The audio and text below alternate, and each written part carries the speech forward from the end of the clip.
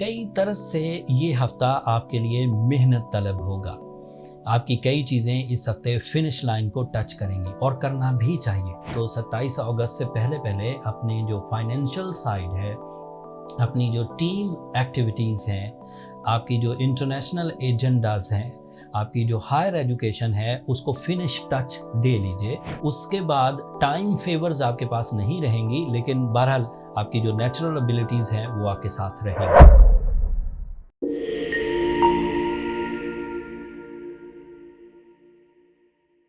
अस्सलाम वालेकुम स्कॉर्पियोज, मैं हारिस अज़मी प्रोफेशनल एस्ट्रोलॉजर आपकी खिदमत में हाजिर हूँ इस हफ्ते की एस्ट्रोलॉजिकल रिसर्चेस के साथ। कई तरह से ये हफ्ता आपके लिए मेहनत तलब होगा। आपकी कई चीज़ें इस हफ्ते फिनिश लाइन को टच करेंगी और करना भी चाहिए। ये आखिरी हफ्ता है जब आपका रूलिंग प्लैनेट मार्स आपके 11th एंगल पर पॉजिटिवली परफॉर्म कर रहा है। अगले हफ्ते से तकरीबन 27 अगस्त से ये 12th एंगल पर चला जाएगा। तो 27 अगस्त से पहले पहले अपनी जो फाइनेंशियल साइड है, अपनी जो टीम एक्टिविटीज़ हैं, आपकी जो इंटरनेशनल एजेंडाज हैं, आपकी जो हायर एजुकेशन है, उसको फिनिश टच दे लीजिए। उसके बाद टाइम फेवर्स आपके पास नहीं रहेंगी, लेकिन बहरहाल आपकी जो नेचुरल एबिलिटीज़ हैं वो आपके साथ रहेंगी। मार्स की फ़िलहाल पोजीशन 11th एंगल की है। ये आपके लिए ट्रैवलिंग फैसिलिटीज़ को ऑन रखे हुए है अल्लाह ताला की तरफ से। जब भी ये फ्रेंडली होता है तो इसकी वजह से बंदा सफरी अपॉर्चुनिटीज़ हासिल कर पाते हैं बंदे।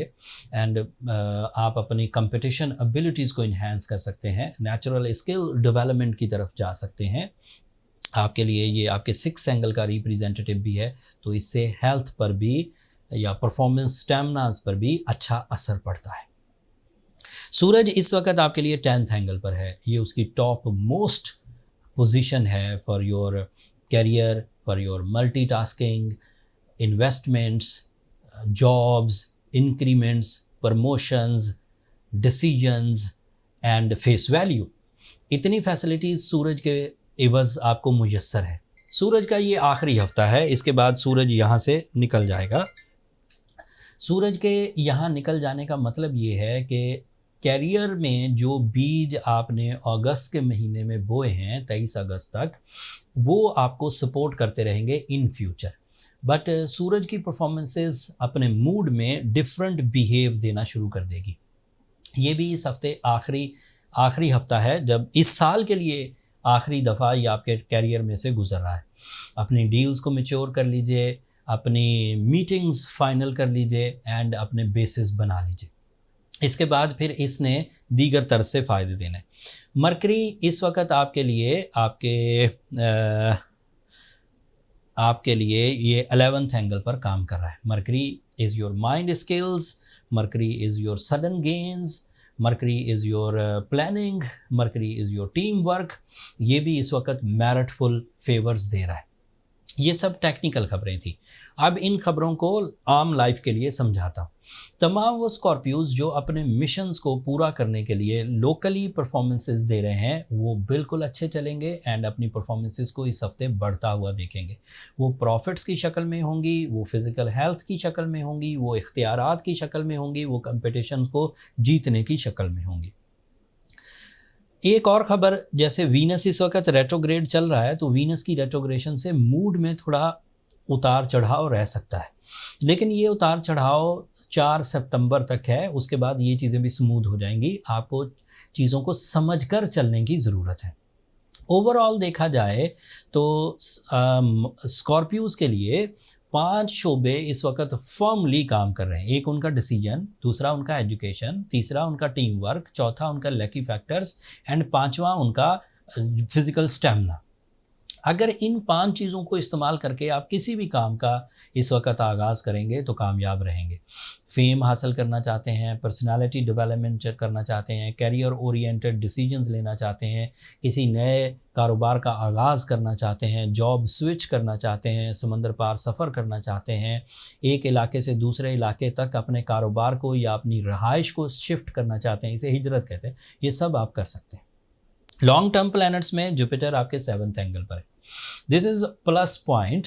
जुपिटर नॉलेज बेस्ड चेंजेस लाता है, लकी बेस्ड चेंजेस लाता है, लक फैक्टर भी इन्हेंस हो जाता है। ऐसे स्कॉर्पियोज जो कारोबारी शराकतदारी में मुलव्वस हैं और उसको बढ़ाना चाहते हैं तो बढ़ा सकेंगे। ऐसे स्कॉर्पियोज जो शादी करने के उम्मीदवार हैं वो कर सकेंगे। इस वक्त किसी का प्रपोज़ल एक्सेप्ट करना, किसी को प्रपोज करना ये बेहतर रहेगा। इस वक्त अपनी किसी कमिटमेंट को फुलफ़िल करने के लिए कुछ कोशिशें करना, लव कमिटमेंट्स को फुलफ़िल करने के लिए कोशिशें करना बेहतर रहेगा। नाराज़गियों को दूर करने की अगर कुछ कोशिश करना है तो सही रहेगा।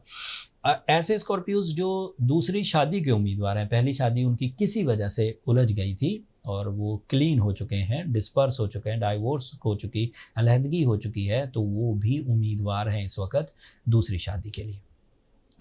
अगर एक छोटी खबर है, अगर उसके बारे में थोड़ी राय दूं, 17 अगस्त को नया चांद होगा एंड ये सफ़र के महीने का आगाज़ है और ये आपके 10th एंगल पर होगा। ये बज़ाहिर आपके लिए मिली जुली खबर है। इससे आपके जो कैरियर के मामलात हैं उनमें 17 तारीख, 18 तारीख और 19 तारीख ऐसे 3 दिन होंगे जब आप थोड़ा इरिटेटेड बिहेवियर के साथ डिसीजंस लेंगे।